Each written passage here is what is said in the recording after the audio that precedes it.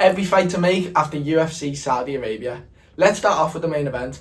Israel Adesanya vs Imanov. And what a sick main event it was, because I think the card, it was alright, but like, other than the Oliveira and the Magomedov fight, which still wasn't like the most unbelievable fight ever, especially the co-main event and the one before that, the heavyweight bout, they were pretty underwhelming, and we needed something big in the main event. I didn't expect that, and when I done my preview to this video, to this fight, sorry, I said that if Adesanya loses, I want to see him retire.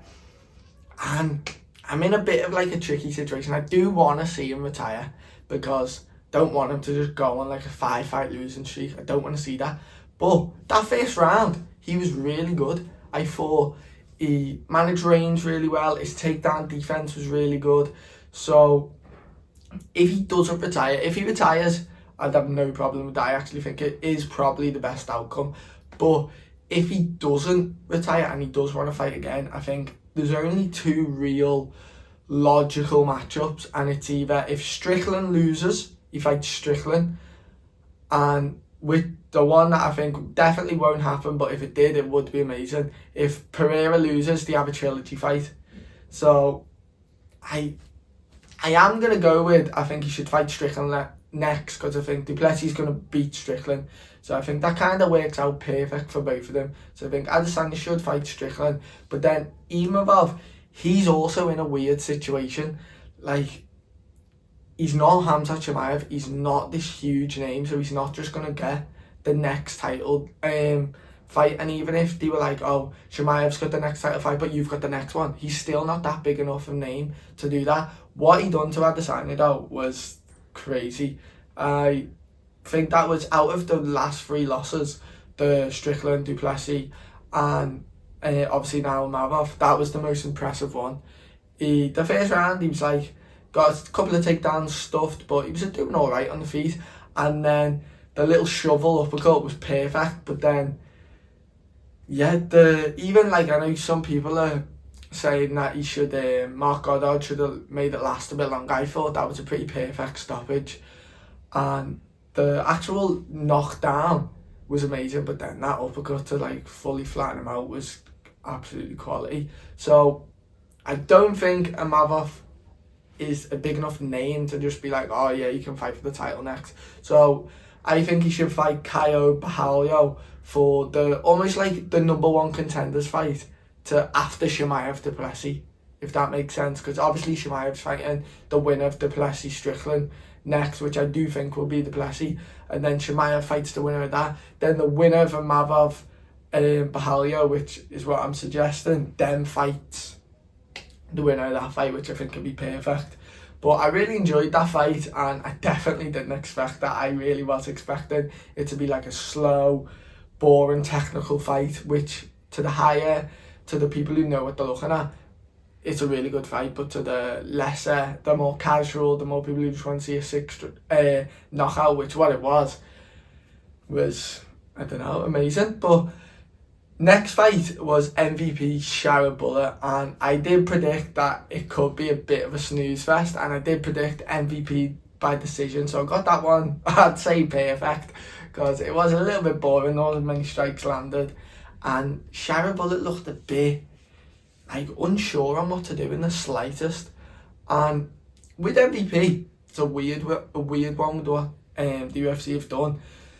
I seen MMA Guru talking about this, like, he's just beat a rising big star in the middleweight division, but then he's not staying in middleweight, and then there's not really anyone to fight at middleweight, no exciting fighter. All the exciting fighter at welterweight, Leon Edwards, Wonderboy, and the one I'm going to suggest is Jeff Neal. I think that'd be a really good fight. I think Jeff Neal's boxing is really good, and I'd like to see Jeff Neal's boxing against MVP's style. So I definitely think that's the fight they should make next. Jeff Neal obviously coming off that victory against Dos Anjos, and obviously MVP winning last night. So that is the fight I'd suggest for MVP. Obviously I do like the Wonderboy fight as well, and I think if Leon Edwards loses, there's a real good chance for whenever they come back to London, maybe it's like the following November or in July, for them to do a main event of MVP versus Leon Edwards. Don't be wrong, even if Leon Edwards wins, I don't think they're going to be like, oh, get him back in the title fight, get him back in the title fight. I think they will still slow it down. So maybe MVP can still fight Leon Edwards then. But I think MVP should fight Jeff Neal. I think that'd be a really good fight, really good striking fight. And I want to see MVP in striking fights. He said he's like just going for these sick fights. I want to see that. I don't want to see him against some pure grappler who's trying to take him down. I want to see these crazy striking battles where it's almost like a 50-50 on the feet. But don't get me wrong, MVP's probably, if not one of the best strikers in the whole of the UFC. So it'd be great to see him against Jeff Neal. Now on to Sharabullah. He's in a weird situation because he's a tiny middleweight, but it's almost like he's like refusing to go to welterweight. Not refusing, but like he's showing no interest in the slightest about going to welterweight. So middleweight, I think there's one perfect fighter for him to fight, and it's Chris Curtis. Just coming off that loss to Koplyov, I think. Obviously, it was a weird like knockout where he got TKO'd in like the last second, but like he weren't gonna win the decision, so who cares about that? But I think both of them are like them weird middleweights where they could fight at welterweight, could fight at middleweight, and obviously same for Sharabullah and MVP. I don't want to see Sharabullah just get wrestled 5 rounds or 3 rounds. I don't want to see that. I want to see entertaining fights. He's probably not going to be a champion. I understand that the more he wins, the more he has to then fight wrestlers. I understand that, but the man can only fight in Saudi Arabia because he's got one eye. We're pretty limited on the options we can give him. They don't want, what the UFC can't afford to do now is give him someone like who's, I don't even know, like someone the equivalent to like Anthony Hernandez who's just going to destroy him with the grappling. I think even like if you look at someone who's just lost, like Michel Pereira, I think Michel Pereira would just destroy him. He'd be too big. Michel Pereira's a massive middleweight, so, and he fought welterweight, which is still crazy. And I think if they fought against each other, he'd be way too big. So my pick for Sharabullah, I think he should fight Chris Curtis. I think it'd be a dead good striking match. I'd like to see Sharabullah's kicks against Chris Curtis's boxing. Chris Curtis doesn't do much wrestling, but he can shoot on the takedown on Sharabullah. But that's this fight, I'd go for Sharabullah. On to the next fight, Pavlovich versus Rosenstrike. This is probably the biggest disappointment out of all the fights on the card. I thought Pavlovich was going to be like, I need to remind everyone what my level is, knock Rosenstrike out instantly, but he seemed a bit gun shy, which I said in my preview I was hoping he weren't going to be, but I did think he was. He fought a pretty sensible fight. Like, I know people will be like, oh, it was boring. He didn't knock him out, lost aura, loads of different stuff like that. But when we're thinking, like, he probably didn't get injured. He won, I'd say 3-0, and he got the job done. So, pretty perfect fight for him. Perfect win, for him, because I think he could easily come back in like June, July now. And I think the person he should fight, because Pavlovich, the heavyweights, just in general, is in such the weirdest place. I think if Aspinall and Jones don't fight by the end of the year, they need to just let John Jones, and like, because they're holding Aspinall up. I want to see Aspinall fight Pavlovich again. I want to see him fight Almeida, Gane, Volkov again. I want to see all these fights. Aspinall, he is active, but Pavlovich, when we look at his fight, I think it's not like he just goes in and now he fights Cyril Gane, or he fights Jailton Almeida. Maybe if Cyril Gane is injured for ages, I know he broke his toes or his foot in this last fight, maybe if he's injured again he can fight Almeida, but I don't think Pavlovich deserves that. So I do think Pavlovich should fight Sergey Spivak. He obviously lost to Almeida,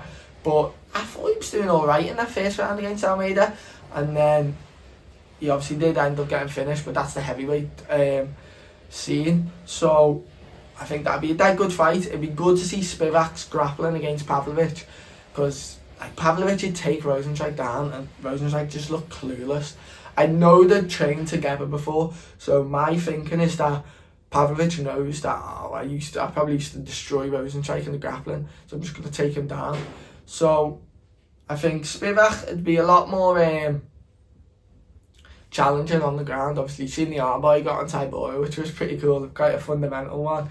But I think that's a perfect fight for both of them. Spivak, if he wins, he's back in the scene, and then obviously Pavlovich, if he wins, it's another win to the resume, and he just keeps moving. Rosenstrike, he's kind of the king of the lower level main event heavyweight fights. He's had, I think, 6 main event fights, and he's just that kind of fighter who just keeps fighting the up and coming heavyweights to test him. He obviously beat Shamil Gaziev in his fight before Pavlovich, and I think he should do the same with the winner of Mick Perkin versus Tybura. I think Mick Perkin is the real deal. I think his striking's really clean, so I do think Mick Perkin's going to destroy Tybura. I actually think he's going to destroy him in the first round.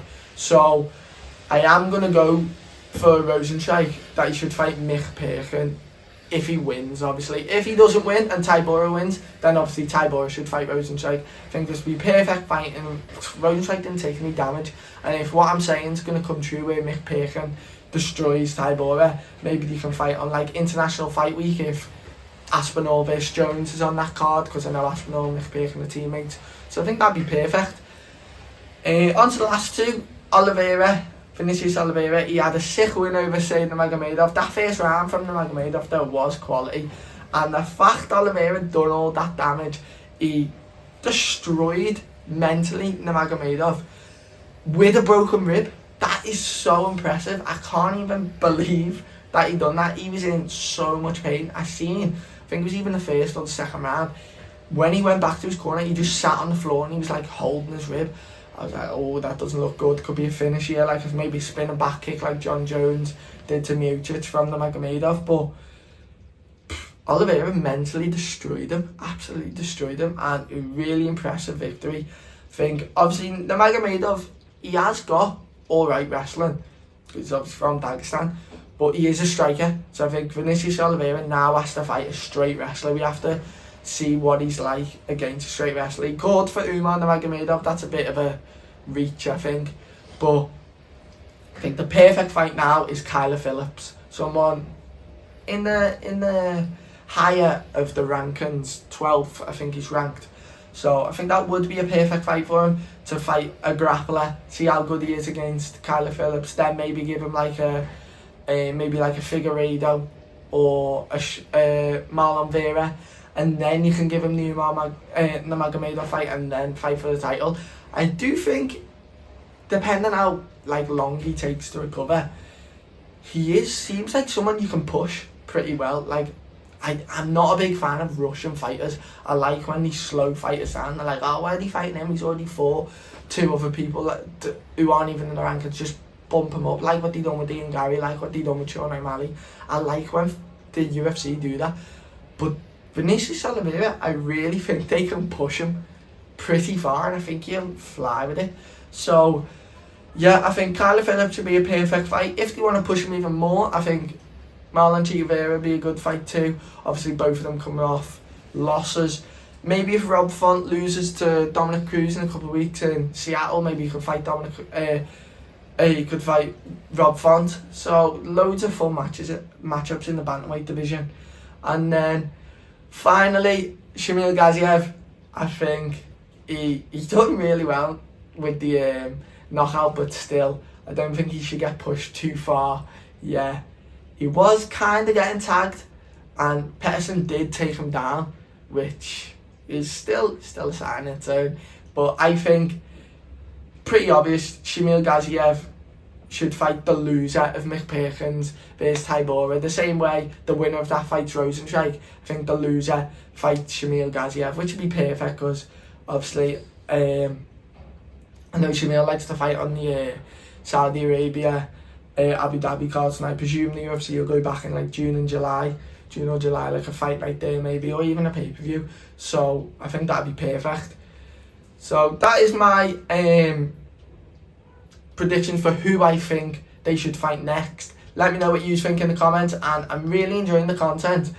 And there's so many UFCs each weekend now for about 10 weeks, so I'm going to try and put out as much content as possible. So subscribe, and I'll see you later.